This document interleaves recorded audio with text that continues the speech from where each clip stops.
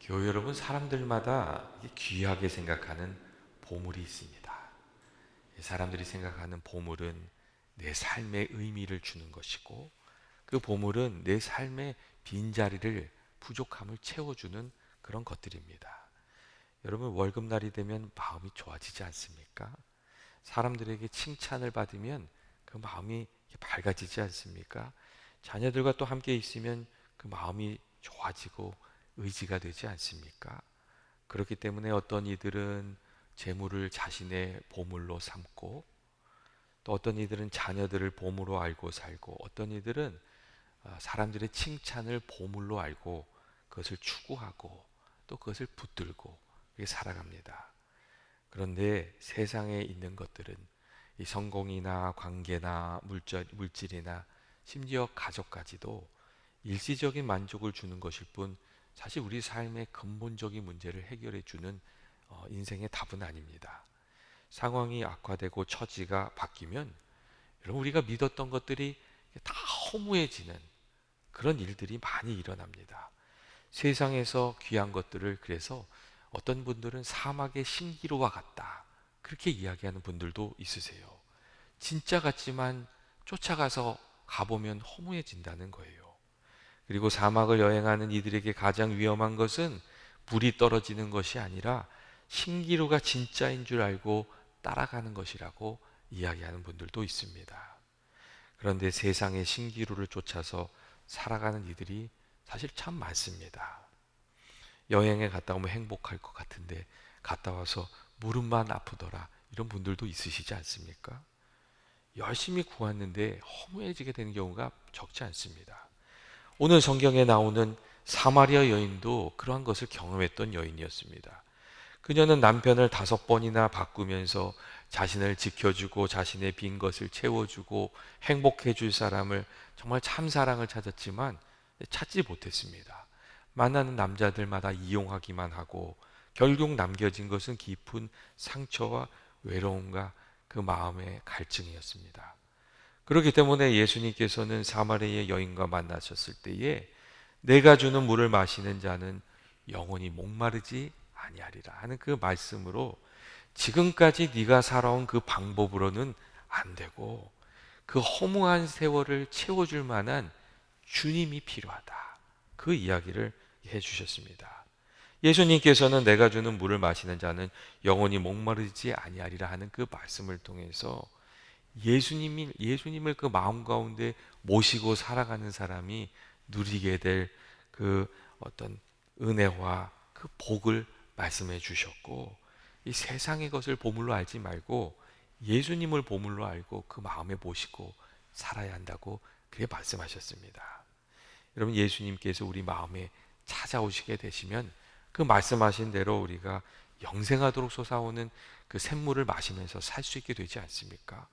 예수님께서 우리 마음 가운데 찾아오 주시면 세상이 주지 못하는 기쁨을 가지고 은혜를 가지고 평강을 누리면서 우리가 살게 됩니다. 예수님께서 함께 하시면 우리가 상황이 어려워도 기뻐해도 소망을 찾을 수 있고 그 가운데 위로도 발견하고 힘도 얻고, 여러분, 그렇게 살게 됩니다. 여러분, 형편이 다 좋다고 해서 행복한 것이 아니지 않습니까? 그리고 또 형편이 나쁘다고 해가지고 사람들이 다 불행한 것이 아닙니다. 예수님께서 그 마음에 계시지 않으면 많은 것을 가지고 살면서도 그 마음이 허망해질 수 있고, 반면에 예수님이 그 마음에 계시면 상황이 어려워도 또 기쁨을 나누고 사랑을 나누고 열매를 거두며 그렇게 살게 됩니다.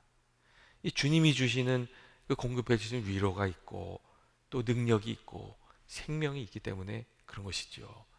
여러분, 우리가 무엇을 마음에 품고 어떤 보물을 가지고 사느냐 하는 것에 따라서 우리들의 삶이 정말 많이 달라집니다. 헛된 것을 붙들고 살면 조금만 바람이 불어도 금방 불안해져요. 하지만 참으로 귀한 것을 마음속에 품고 살면 이렇게 바람이 분다고 해가지고 쉽게 흔들리지 않습니다.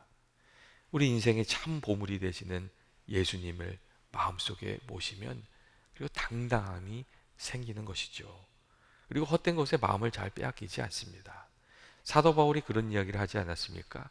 그가 예수님을 만난 이후에 자신이 추구하면서 살던 세상의 모든 보물들을 배설물과 같은 것으로 생각하면서 살게 되었다고 그렇게 이야기해 줬습니다. 여러분, 우리가 예수님 주시는 생수를 마시며 그 안에서 힘을 얻으며 살고자 하면 여러분 어떻게 해야 됩니까?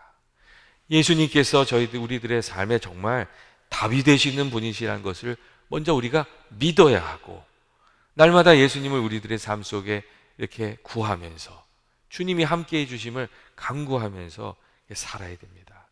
아침마다 하나님 오늘도 저희들과 함께해 주시고, 또 주님 나에게를 인도해 주십시오. 내 삶의 문제를 주님께서 담당해 주시고 나를 붙들어 주십시오. 이게 주님을 구하면서 살아가는 삶이 필요합니다. 그리고 이렇게 우리가 주님을 의지하면서 살아가다 보면 어느 순간 예수님께서 말씀해 주시는 그 순간들이 우리들의 삶에 찾아옵니다.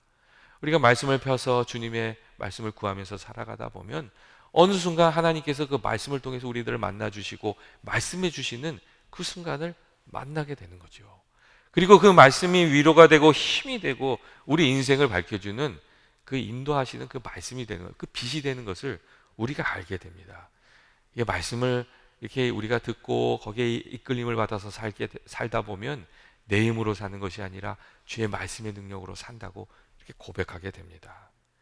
여러분, 우리가 이렇게 날마다 기도와 말씀으로 예수님을 부지런히 구하고 이 영적 우물파기를 꾸준히 이어가는 것, 그래서 그게 참 중요합니다.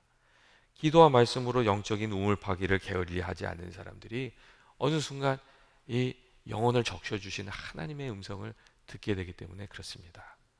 처음에는 우리가 매일매일 기도하고 또 말씀 묵상하면서 한 삽 한 삽 우물을 파 내려가는 것이 힘들 때도 있고 지루할 때도 있고 답답할 때도 있죠.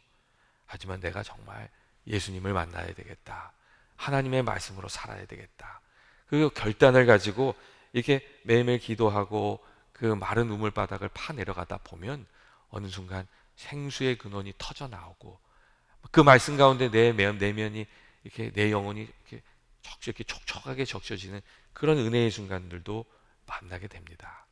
여러분, 그리고 그 생수의 경험을 한번 하고 나면 그것이 평생의 복이 됩니다.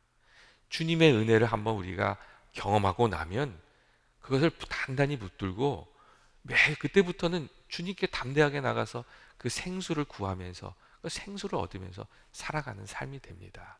우리가 한 번은 예수님을 꼭 만나야 되는 거예요. 예수님께서 제자들에게 친히 가르치신 두 가지 예식이 있어요.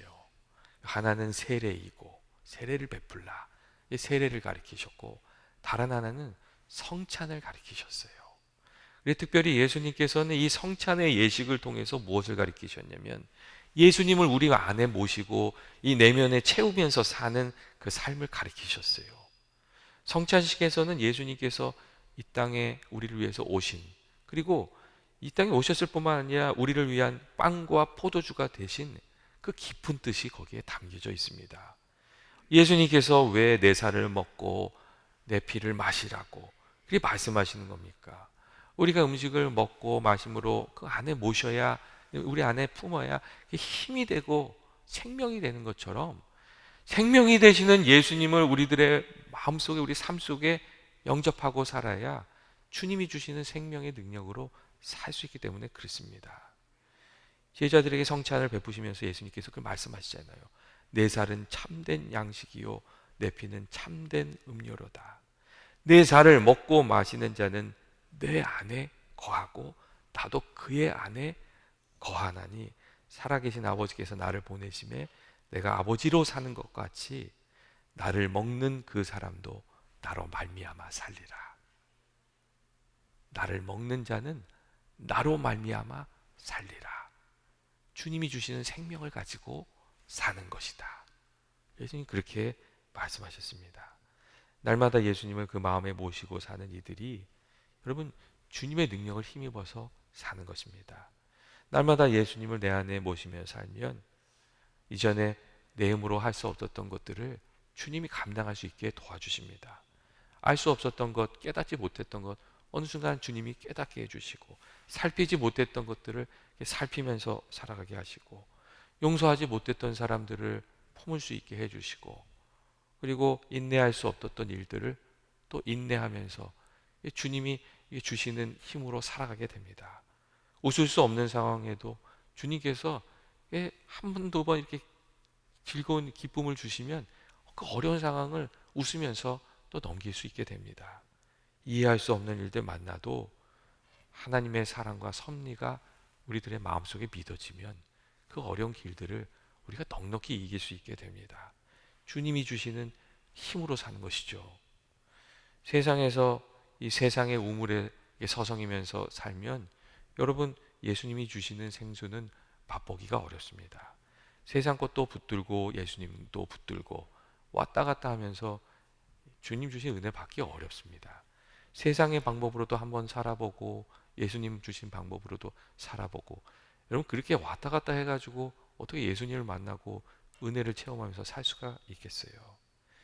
여러분, 언제나 더 귀한 것을 얻기 위해서 우리가 귀하다고 생각했던 것들을 좀 내려놓아야 하는 그런 시간들이 찾아옵니다. 세상의 것들도 여러분 좋은 부분이 있습니다. 그리고 또 살 때 필요한 부분이 있어요. 하지만 더 귀한 것을 얻기 위해서 잠시 내려놓아야 하는 것을 좀 포기해야 되는 그런 순간들도 여러분 찾아옵니다. 예수님을 만나기 위해서 우리가 잠깐 그걸 내려놔야 하는 것이죠. 삼가야 되는 것이죠. 예수님의 만난 시간 동안에는 잠깐 꺼두어야 하는 것들이 여러분 있습니다. 성경을 보면 예수님의 말씀 중에 밭에 감추인 보화를 발견하니까 자기 소유를 다 팔아서 그 밭에 사는 이야기가 있습니다. 이 감추인 보화를 발견한 사람은 그 자기 소유를 다 파는 것을 아깝게 생각하지 않았어요. 왜냐하면 더 귀한 것을 이렇게 가지려고 했기 때문에 그렇습니다. 여러분, 우리 인생의 참 보물이 무엇입니까? 무엇을 위해서 애를 쓰고 또 어떤 일을 기뻐하고 슬퍼하면서 여러분 살아가고 있습니까?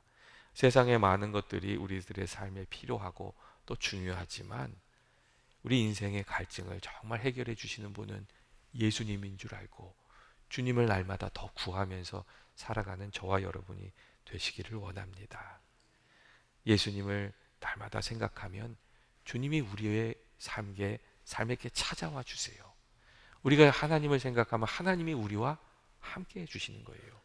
그리고 예수님을 마음에 모시고 살면 우리가 성령 충만함을 이렇게 누리면서 살 수 있고 주님이 주시는 은혜를 누리면서 살게 됩니다. 이 성령의 은혜를 충만히 받고 생수가 이렇게 내 안에서부터 샘솟기 시작하면 그때는 내 영혼만 살리는 것이 아니라 또 메마른 이웃도 적시면서 살아가게 되는 것이죠. 여러분, 우리가 말씀대로 살려면 먼저 주님의 은혜로 우리가 좀 채워져야 하지 않습니까? 여러분, 알면서도 우리가 베풀지 못하면서 용서하지 못하면서 사랑하지 못하면서 사는 이유는 우리가 주님의 은혜를 다 채우지 못해서 여러분 그렇습니다. 예수님을 만난 사마리아 여인은 사실 이 사람들의 시선을 피해서 살아가는 그런 사람이었습니다. 그런데 그 여인이 예수님을 만난 이후에 예수님이 자기를 만나 주셨다는 그 감격에 사로잡혀서 사람들로부터 숨어 다니던 이가 예수님을 증거하면서 살아가게 되었습니다. 여러분, 우리도 그러한 삶이 그런 시간이 좀 있어야 하지 않습니까? 예수님을 만나고 예수님으로 충만해지는 삶. 그래서 성령으로 충만해지는 삶. 여러분, 이렇게 예수님을 만나게 되면 우리들의 좀 마음이 따뜻해지고 넉넉해지지 않습니까? 그래서 그 사랑을 나누면서 살아가는 삶. 우리가 그런 삶을 좀 살아야 하는 줄로 믿습니다. 날마다 예수님 우리 마음 가운데 찾아와 주시길 바랍니다. 나의 연약함을 채워주시고 나를 붙들어 주시고 생수의 그 은혜를 허락해 주셔서 주님 주시는 기쁨으로 위로로 살아가게 하여 주옵소서. 주님을 좀 간절히 구하면서 날마다 주님 의지해서 살아가는 저와 여러분 되시길 주의 이름으로 축원드립니다.